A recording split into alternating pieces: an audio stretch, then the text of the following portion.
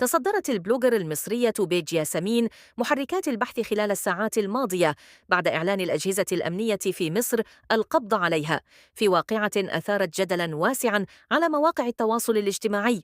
وبحسب تقارير صحفية مصرية، جاءت عملية القبض بعد اتهامات تتعلق بنشر محتوى اعتبر مخالفاً للضوابط والقيم المجتمعية، وهو ما دفع الجهات المختصة للتحرك واتخاذ الإجراءات القانونية.